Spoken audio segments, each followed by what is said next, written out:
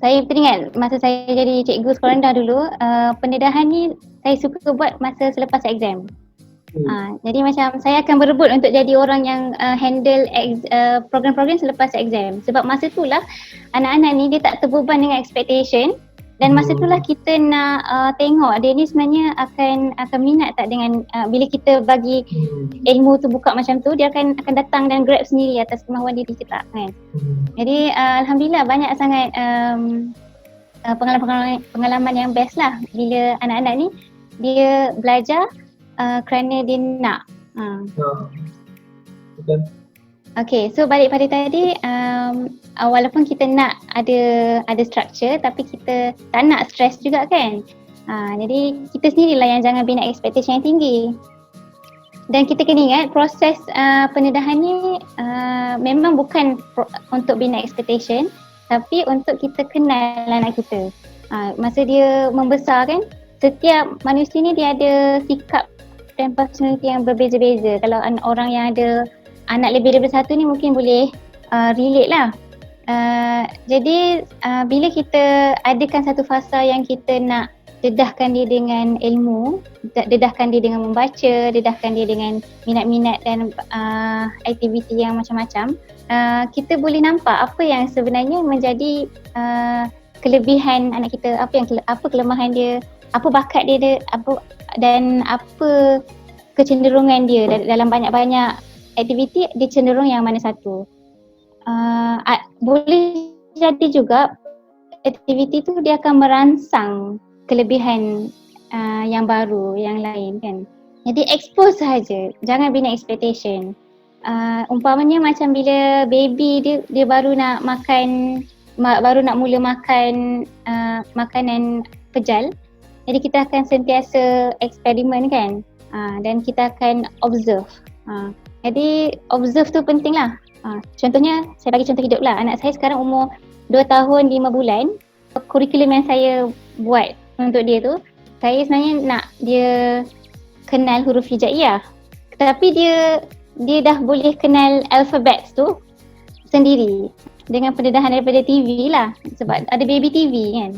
Dalam baby TV tu ada macam-macam lagu kan. Jadi daripada dia kenal alfabet tu, kemudian dia tengok saya ajar anak-anak tadika, ajar membaca. Sekali dia yang dapat kan. Contohnya buku Bacalah Anakku tu, nombor 1 tu dia yang dapat. So kat situ sebenarnya exposure yang dia alami tu rupanya dia dapat. So PKP ni saya walaupun dia baru 3 tahun tu saya cuba je lah expose dengan Bacalah Anakku kan. Kalau ikutkan target saya tak naklah cepat sangat kan. Tapi alhamdulillah sekarang ni dia dah masuk buku 2, dia dah boleh gabungkan bunyi gitu kan. Itulah maksudnya kita sebagai parents kita pun baru nak kenal dia punya bakat dan kecenderungan. Dan kita macam kena follow betul dia punya penerimaan. Misal kata kalau dia dah macam nampak dia dah tangkap, kita boleh go further dalam benda tu.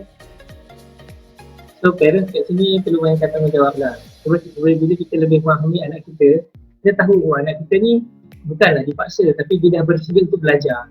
Apabila potensi ni ada di situ, kita santuni. Sebab tu kita nak lebih memahami anak kita dengan kita mendedahkan dia.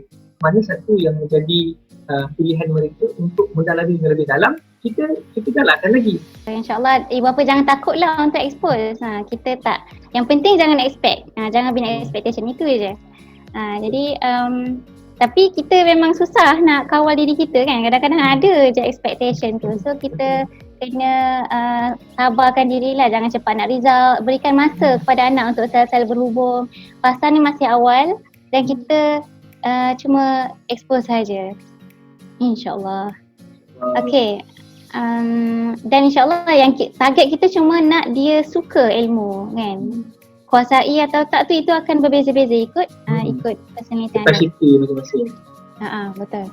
Jadi yang terakhir sekali insyaAllah fun lah, dan fun learning ni bukanlah satu yang baru. saya ajar subjek English, jadi memang fun learning tu memang dekat lah dengan English kan. Sepatutnya dekat dengan semua subjek. Tapi pendekatan kita hari ni banyaknya kepada English lah yang fun learning.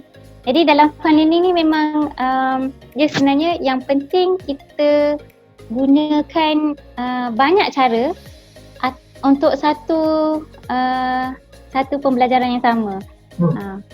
Contohnya dia belajar tentang huruf A. Mula-mula dia tengok je kan. Kemudian ada video A. Ataupun kemudian dia rasa.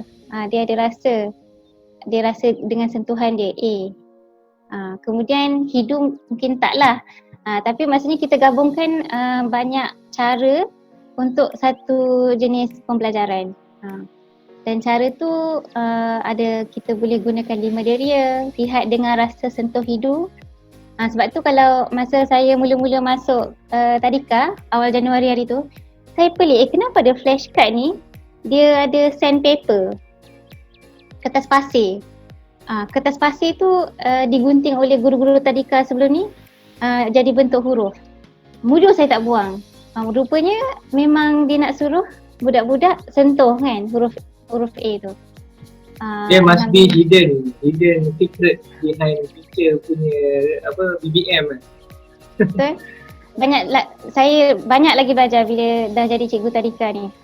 Kemudian guna semua cara kinestetik, visual, audio. Masa saya di sekolah rendah, kebanyakan motivator dia kata kita tengok budak ni jenis apa, kemudian kita ajar cara budak tu faham. Ini betul, memang betul. Tapi satu lagi perspektif, kita boleh rangsang kebolehan tu.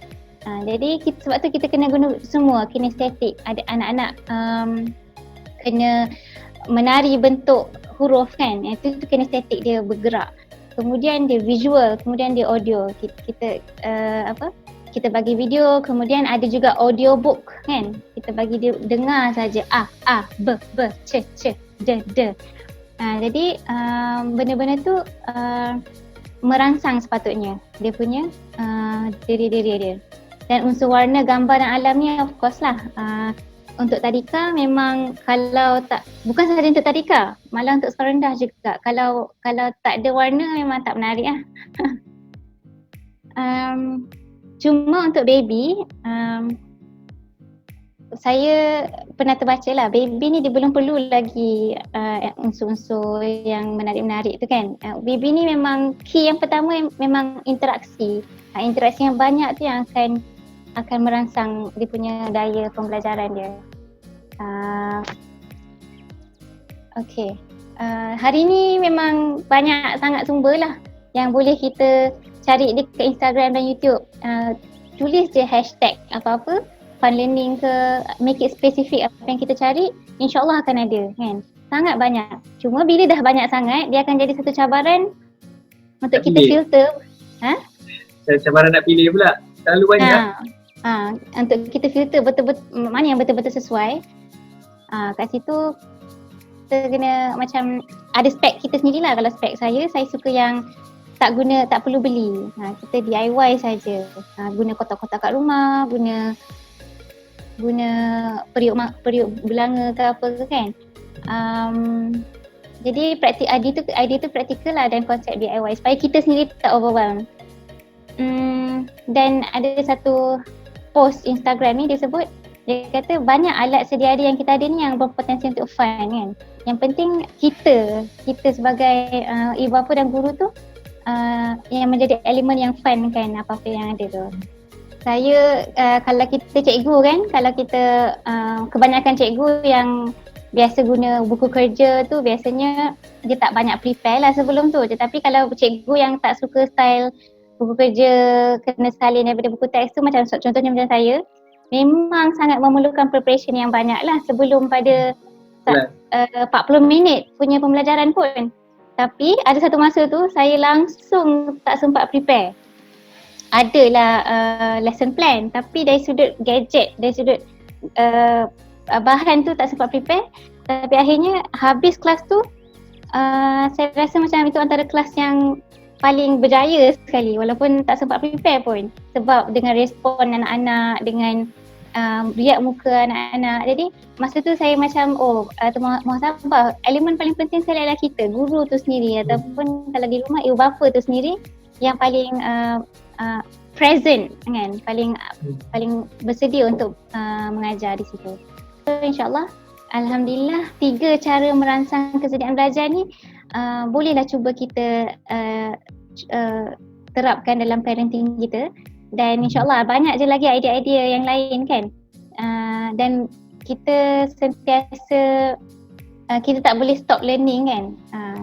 Kita sentiasa belajar dengan pengalaman-pengalaman kita, pengalaman-pengalaman orang lain.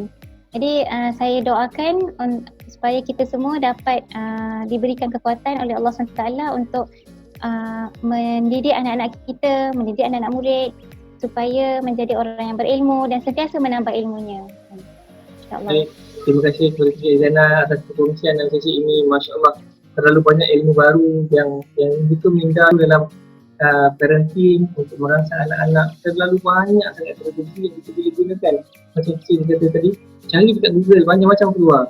Semuanya which one yang suits our style. Jadi saya ucapkan sekali lagi terima kasih kepada Cik Zainah atas sudah berkongsi. Okay, kita tangguhkan dengan tasbih kepada orang biasa. Bismillahirrahmanirrahim.